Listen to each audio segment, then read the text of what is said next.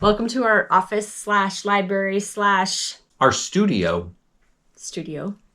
Yes. I think of it as a studio. To share our opinions about a very popular book that is making its way across the bookosphere. Booksphere? The bookosphere. The bookosphere, that's my new word. Okay. What book is it? Dungeon Crawler Carl. Yep. By Matt Dinneman. We read this book not for a book club. No. We read this book out of online peer pressure. Yes. And FOMO. Because everyone else was loving on this book. Yes. And said it was amazing. Yep. And gotten many recommendations to read it. It sounded told it was fabulous. Yeah, it sounded kind of sci-fi, fantasy. Yep. Whatever. Yep. And so we decided to pick it up on Amazon. I will leave my concerns about Amazon in their corner on the audiobook market for another time. The audio is only available on Audible. And we're audio people. But yes, we are. If you want a brief synopsis on what this book's about, well, we usually don't do like full summaries. An overall summary in these reviews. No. But the book is about, of course, there's an alien race that takes over Earth, are going to mine it for its minerals. Yep. And there's alien corporations and business entities, and there's a plot there at a much bigger scale. Yes. They kill off most of humanity instantaneously, and the few million that are left, they create essentially a video game style dungeon that they have to progress down, both dying and murdering each other till they get to the winner at the bottom. And that is set up to be over many books. Yes. So this is just book one, and it covers roughly the first two levels. And so just to set expectations, you're just getting started. Yep.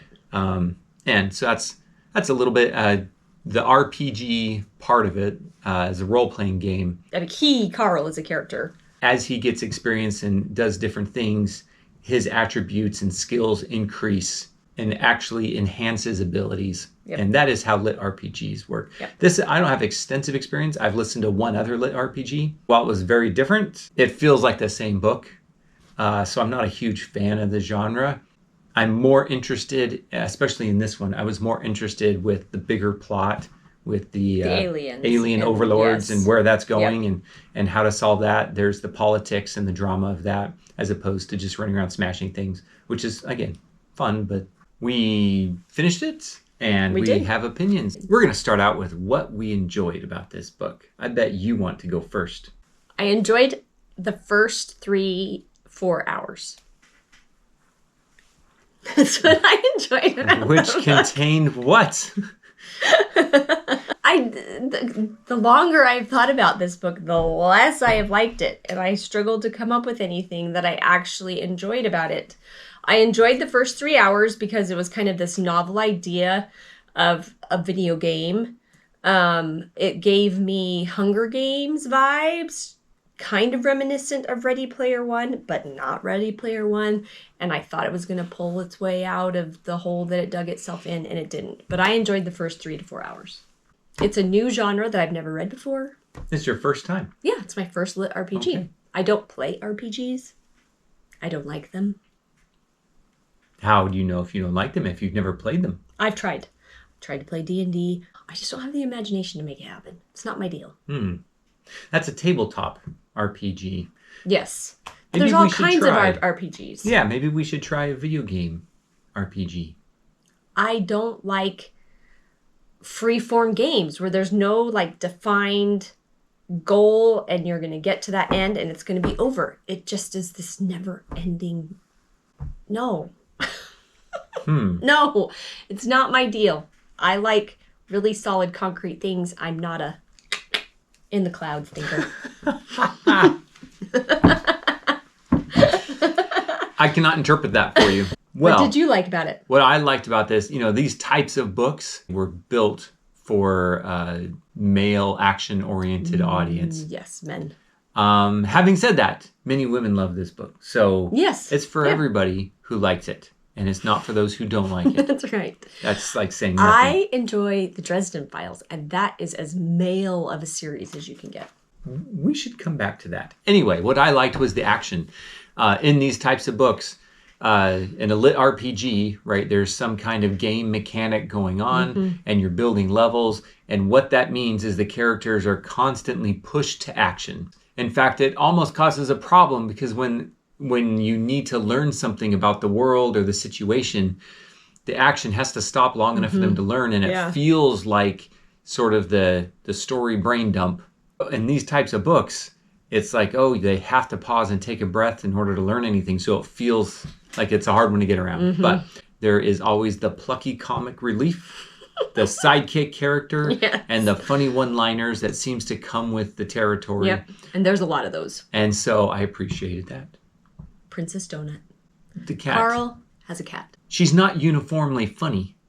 No. She's not a comedic character. No. But the play between the two can be funny. And a lot of times, I think Carl is actually the one bringing the humor to the situation. Yes. Yep. But some of it isn't either character. It's just the writing. It's just the situation that they're in and how they interact with themselves and with the other players that are going on.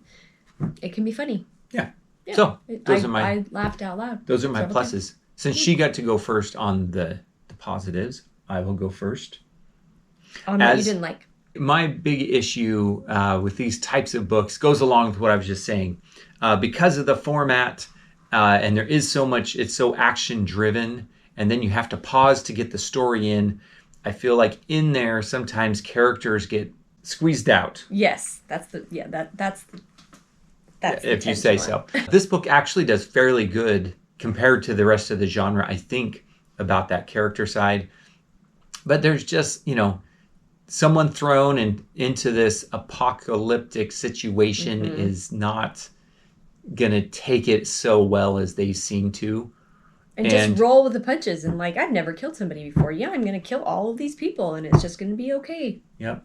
And none of it was believable. And I don't know that it has to, it is fantasy. It is fantasy. And it's fiction. Yes. So it doesn't have to be a level of this is real in reality or whatever, but the world has to make sense and he started out in our world. Yes. So if I take, someone from our world and put him in this situation and there's a growth or a change that has from point A to point B, you want it to kind of be something that's plausible or that you understand or whatever. Yeah.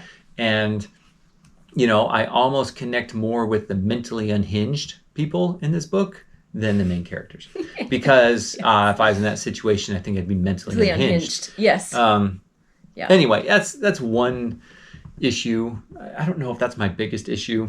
What was your issue? Okay, my biggest issue is that in writing today, it is becoming more and more acceptable and okay for the F word to be used to describe every emotion, every situation, everything that is going on. And as an audiobook reader, when that is not a part of your own vernacular and you're not around people who swear and it doesn't show up, it is rather jarring. And I definitely see where we are in the minority in that. It is lazy writing, and it is becoming totally acceptable for this to be okay in society. And I'm not okay with it. It is a sign of the degradation of culture. And I don't want to listen to it, and I don't want to hear it. It's terrible. No. I have strong opinions about this. No. 1-star read for that reason alone. So we're talking about the decline of humanity. We are. That's what we're doing. In our language and how we talk to each other. You do. You have to agree with me. Okay, you don't have to agree with me. Well, thank you. Thank you for permission to not agree. And second of all, I just got the evil eye that she meant for some of you. I'm meaning it to you and all of the authors out there who can't describe something without using that word. Heather is challenging you to watch your language. Yes, I am. Just like your mother told you. Yep, I am. Absolutely. Yeah. I mean, it is hard, right? There's the theory about how language changes over time. Yes. And some words become normal in language, right? And there's plenty of examples we could share from our youth where things weren't okay to say at home in front of mom, and now they're totally normal. Yes. That one seems a little extreme. While you focused in on one word, can we no longer agree that some language is inappropriate? Yeah. And maybe we can't. I guess I can't pass judgment on whether or not that's right or wrong, but as a consumer, I do get to choose. Yes. As a consumer, I can say, I don't like that. And so I'm not reviewing this book as highly, and I didn't enjoy reading it because of that. I didn't enjoy it at all. It eventually, right eye twitch, because every other word is a swear word of some nature. Carl's catchphrase is also a terrible set of swear words put together. And of course he was going to say that over and over and over again, and it had to do with Princess Donut. And that's how catchphrases work. I am really interested, just to have a comparison point. I think you should read the other lit RPG we have. No, I am not reading another lit RPG.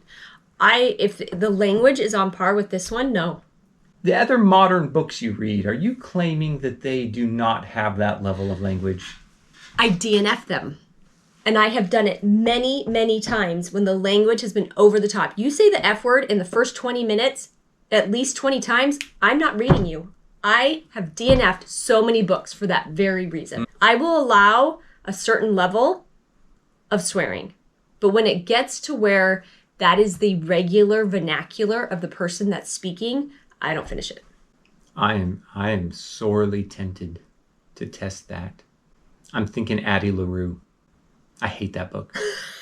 He does hate that book. Was moral depravity hidden behind claim to have well-crafted prose. Flowery language. I think so. I think there's a group that says that that's a V.E. great... Schwab. Yeah. And we read another series by V.E. Schwab that was similar but different in that it was a well-written, great idea, great characters and all this, and subtle slip of human morality. Also went down the drain. By the third book, it was terrible. Yeah, in my opinion. And also, should we fixate on language? If the overall themes, if they manage to say the F word less, but destroy morality it's in also real equally ways, as bad. which is equally as bad. So I'm not defending either. I just you have a very hard line with this one. I don't like it. It's terrible. Anyway, overall rating 1 star. Nope. I didn't like the gameplay. I didn't like the moral depravity. I didn't like the language. The characters were like, bleh. No. 1 star. Not continuing. Well, my opinion is not glowing for this. Again, I'm not a huge fan of the genre. The action from the video game side of things and that I'm okay with. Fun. It's fun. The plucky comic relief that always seems to show up in these things. Again, it reminds me of kind of like a Marvel superhero movie where things get smashed and the leading characters are usually funny. Yep. And so you're laughing while you're living the adrenaline high. Yep. That's great. Usually fairly low on interpersonal drama. I appreciate that because that's not interesting to me. I agree with you on the linguistic slide that we're in. I have issues with that as well. Yes. But I'm vacillating between a 2 and a 3. 2.5. Yeah, maybe. I don't like to do points. But it's not a 3 star, but you like it a little more than a 2 star. Sounds like a 2 star. Here's the thing, is I reserve the right to carry on and read one more and give it another chance. I have heard that after the third book, it gets better. We heard the same thing about the Dresden Files, too. Yes, we did. We had to get through the third book. Yep. And we had some similar issues with the Dresden Files. Yes, we did. And so... And I've now read 3 of them. Questionable. For someone with such strong opinions. So I'm going to leave that open. There's character and world development in the Dresden Files that this does not have. And there's a lot of naked fighting. We did that on a different thing. Yes, so much and it's like, why? Fighting. And that's the thing, is you could have all of the same mechanics. You could have slightly stronger characters and, not gut-wrenching language and scenes and stuff like that. Yep. This is also fairly violent. Yes, it is fairly violent. It comes with the story, comes with the plot, so I think we're both overlooking that. But, you could do a lot of the same things without, I think, what we consider to be stooping to a level. Yes. And so, no stooping. No stooping. Let's elevate everybody. Let's raise everybody up out of the drainage and expand our minds with But if you're writing a book to elevate humanity, Are you writing one about aliens who You create don't a video even game? need to elevate humanity writing a book about a video game. That's why I'm saying, though. It's But not you really going don't. to happen. You don't need to go to that level. You don't need to stoop to that level. Let's not be stupid. Because that's what you sound like when that's the only word you can come up with. I'm not sure who she's calling stupid. I'd like to apologize on her behalf for calling someone stupid, just in case it's you. If it is you, Heather invites you to reconsider your language. Reconsider your language. Read some classics. I don't even like classics. Read some classics and elevate your language and your intellect. Are we sure that classics didn't use questionable language for their period, the period they were written in? Oh, I have no idea. I don't know. So I don't know. Maybe.